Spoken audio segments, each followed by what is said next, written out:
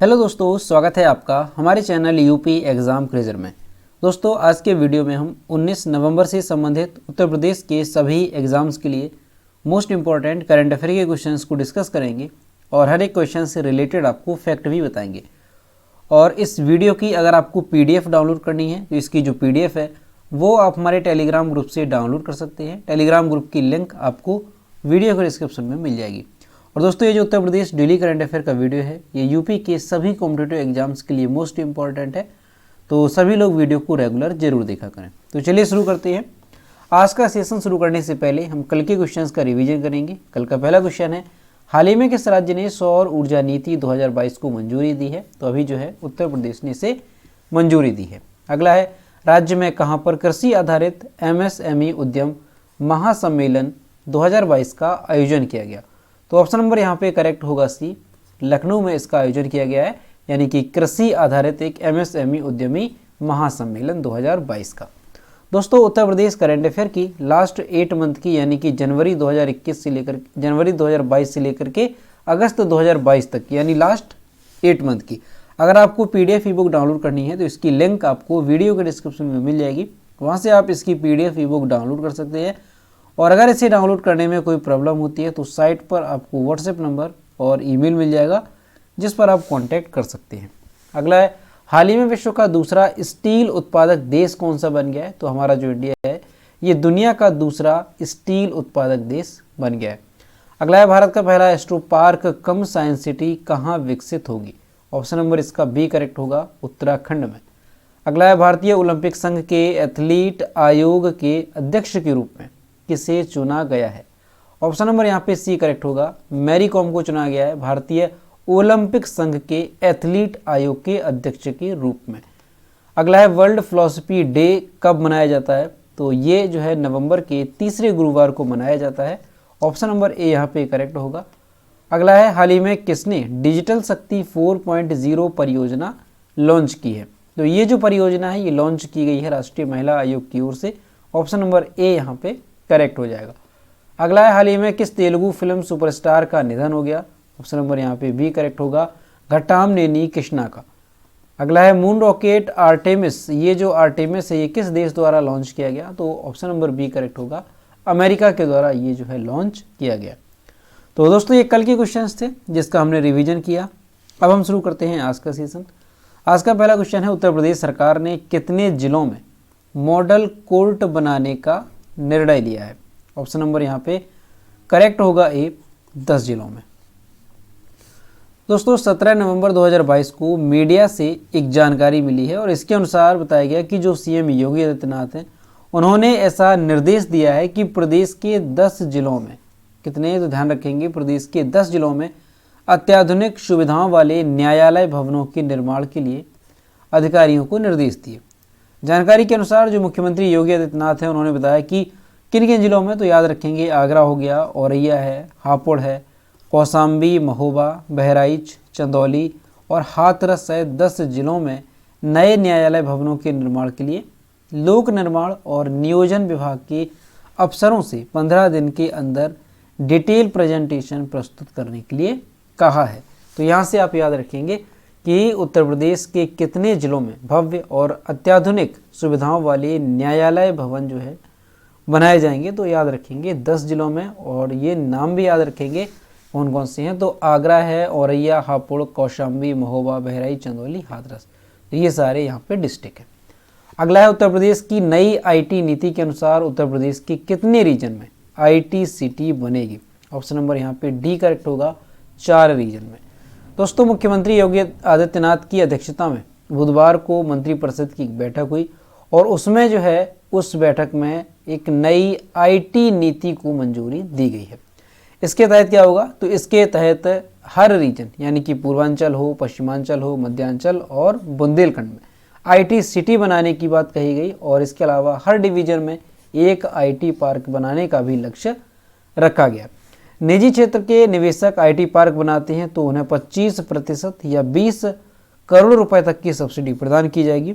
साथ ही stamp duty में भी 100% की छूट मिलेगी। तो ये चीज़ आप यहाँ से याद रखेंगे कि क्या याद रखना है आपको कि हाल ही में जो आईटी नीति, एक नई आईटी नीति को मंजूरी दी गई है तो वो किस राज्य में, तो यूपी सरकार ने जो है इससे मंजूरी दी है। और इसके तहत क्या होगा, तो इसके तहत जो 4 रीजन हैं उनमें क्या किया जाएगा, तो उनमें IT सिटी बनाने की बात कही गई और हर डिवीज़न में एक IT पार्क बनाने का भी लक्ष्य रखा गया। अगला है, कोरोना के बाद देश में नई कंपनियां खुलने के मामले में उत्तर प्रदेश किस स्थान पर है। वेरी इंपॉर्टेंट क्वेश्चन है, इसको आप जो है अच्छे से याद रखेंगे, नोट भी कर लेना। तो इसका जो करेक्ट आंसर हो जाएगा वो होगा ऑप्शन नंबर बी, दूसरे स्थान पर। दोस्तों कोरोना के बाद क्या हुआ कि कोरोना के बाद देश में नई कंपनियां खुलने के मामले में जो हमारा यूपी है ये दूसरे स्थान पर आ गया है। यानी पिछले 3 सालों में अगर देखा जाए तो वो यूपी में 30,000 कंपनियां खोली गई हैं। कितनी, तो याद रखेंगे 23,000। और जो पहले स्थान पर राज्य है वो कौन सा है, तो वो है महाराष्ट्र। अब जो महाराष्ट्र है यहाँ पर कितनी कंपनियां खोली गई, तो यहाँ पर जो है 60,000 नई कंपनियां खोली गई। तो इस तरह से जो हमारा यूपी है वो दूसरे स्थान पर रहा और यूपी ने दिल्ली को जो है इस मामले में पीछे छोड़ दिया है। कॉरपोरेट मामले के आंकड़ों के अनुसार कोरोना के 3 साल बाद उत्तर प्रदेश ने दिल्ली, कर्नाटक, तमिलनाडु जैसे राज्यों को उद्योग लगाने के मामले में पीछे छोड़ दिया है। अब दोस्तों उद्योग लगाने की अगर हम बात करें तो उद्योग लगाने के मामले में यूपी में 1.08 लाख सक्रिय कंपनियां हैं। इस मामले में जो यूपी है वो देश में तीसरे स्थान पर आता है। यानी कि उद्योग लगाने के मामले में जो पहले स्थान पर है वो कौन है, तो पहले स्थान पर आता है महाराष्ट्र, दूसरे पर आता है दिल्ली और तीसरे पर आता है हमारा यूपी। तो यहाँ से आप सारी बातें याद रखेंगे। आपसे किस तरह से क्वेश्चन पूछा जाएगा कि कोरोना के बाद देश में नई कंपनियां खुलने के मामले में कौन सा राज्य पहले स्थान पर है, तब याद रखेंगे महाराष्ट्र। कौन सा राज्य दूसरे स्थान पर है, तो याद रखेंगे उत्तर प्रदेश। और अगर ये पूछ लिया जाए कि उत्तर प्रदेश किस स्थान पर है, तो भाई ये जो है दूसरे स्थान पर पहुंच गया, ठीक है। और हाल ही में इसने दिल्ली को पीछे छोड़ा है। अगला क्वेश्चन है, भारतीय सेना की पहली महिला स्काई डाइवर कौन बनी। वेरी इंपॉर्टेंट क्वेश्चन है ये भी, ठीक है। इसको जो है आप लोग नोट कर लेंगे। ऑप्शन नंबर यहाँ पे करेक्ट हो जाएगा डी, लांस नायक मंजू। यहाँ पर आप इनकी इमेज देख सकते हैं, ये भारतीय सेना की पहली महिला स्काई डाइवर बन गई हैं। दोस्तों उन्नत हेलीकॉप्टर से 10,000 कितनी 10,000 फीट की ऊंचाई से छलांग लगाने के बाद जो लांस नायक मंजू हैं ये भारतीय सेना की पहली महिला स्काई डाइवर बन गई हैं। तो वेरी इंपॉर्टेंट है, याद रखेंगे कि अगर आपसे पूछ लिया जाए कि भारतीय सेना की पहली महिला स्काई डाइवर जो है कौन है, तो याद रखेंगे लांस नायक मंजू। ये जो है 10,000 फीट की ऊंचाई से इन्होंने छलांग लगाई और इस तरह से जो है ये भारतीय सेना की पहली महिला स्काई डाइवर बन गई हैं। उन्हें इसके लिए भारतीय सेना के एडवेंचर विंग की स्काई डाइविंग ट्रेनिंग टीम ने प्रशिक्षित किया था। दोस्तों जो ये लांस नायक मंजू हैं इनके बारे में अगर हम देखें तो इनका जो जन्म है वो हरियाणा के जींद जिले में हुआ था। और कहाँ पे, तो नरवाना के धमटन साहिब एक जगह है, यहाँ पर इनका जन्म हुआ था।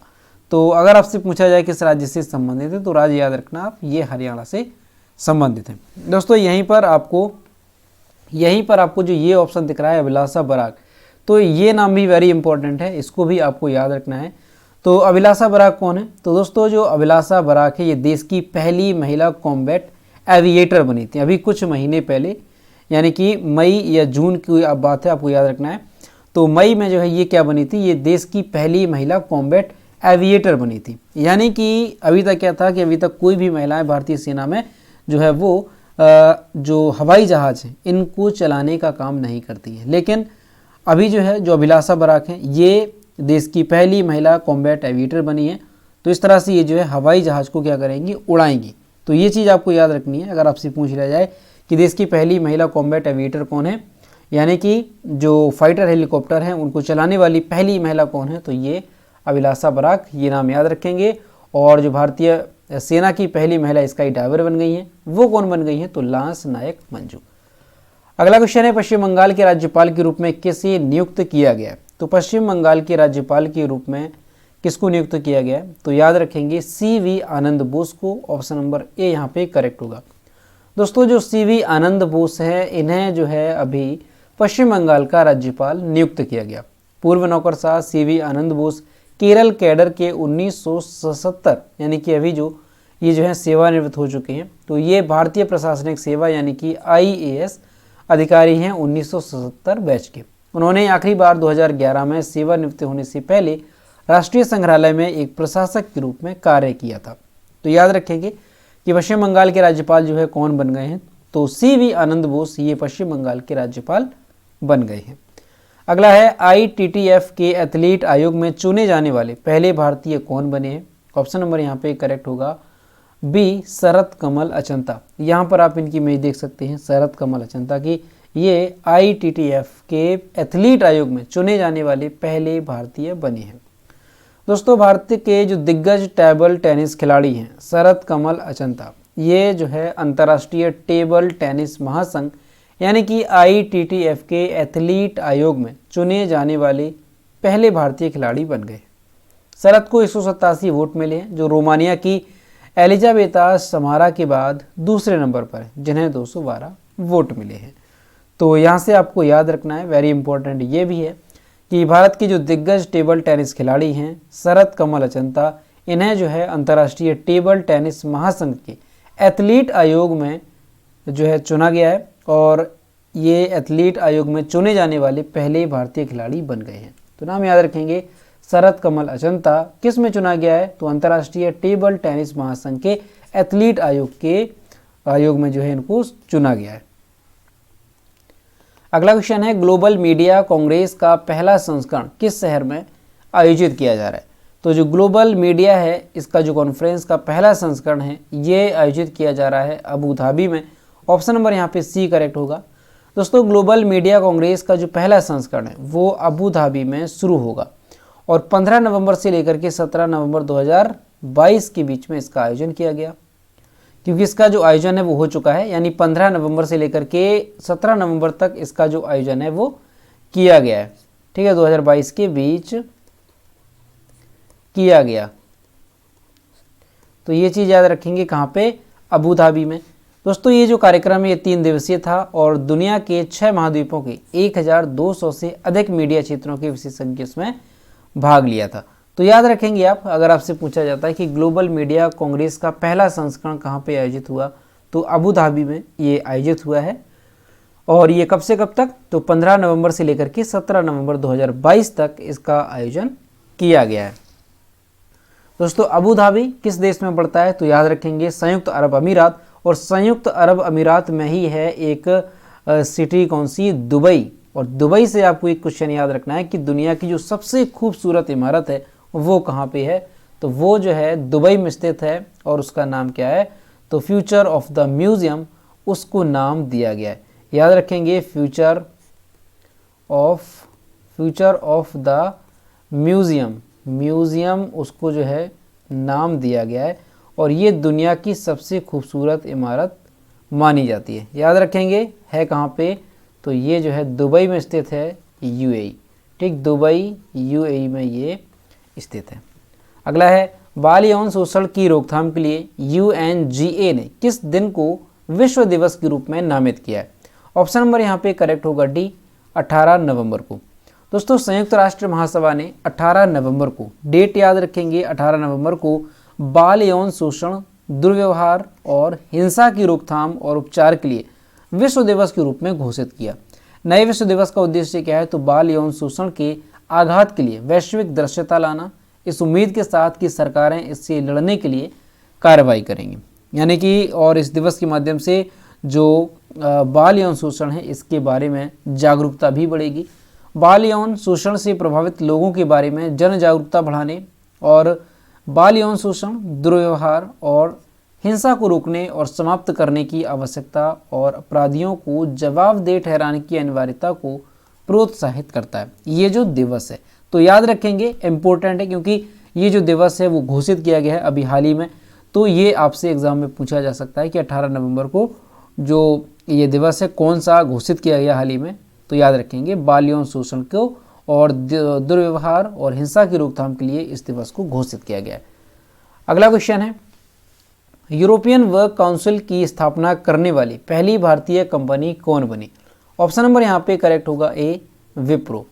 दोस्तों भारतीय दिग्गज जो IT कंपनी है विप्रो, इसने अपने कर्मचारी प्रतिनिधि के साथ एक यूरोपीय वर्क्स काउंसिल स्थापित करने के लिए एक समझौता किया है।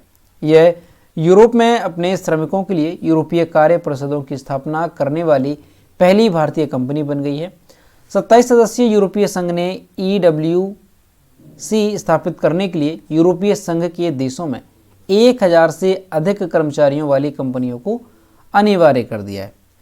यह जो विप्रो है यह भारत की बहुराष्ट्रीय कंपनी है और इसे 1945 में, जो विप्रो है इसकी बात की जा रही है, 1945 में इसे जो है स्थापित किया गया था। किसके द्वारा? तो मोहम्मद हुसैन हशम प्रेमजी द्वारा इसको स्थापित किया गया था, western India vegetable products limited company के नाम से। यानी ये जो विप्रो है इसका पुराना नाम अगर आपसे पूछ लिया जाए तो याद रखेंगे western India vegetable products limited, इसका जो है पुराना नाम था और फिर इसको चेंज करके क्या किया गया? तो फिर इसको जो है चेंज करके किया गया है विप्रो।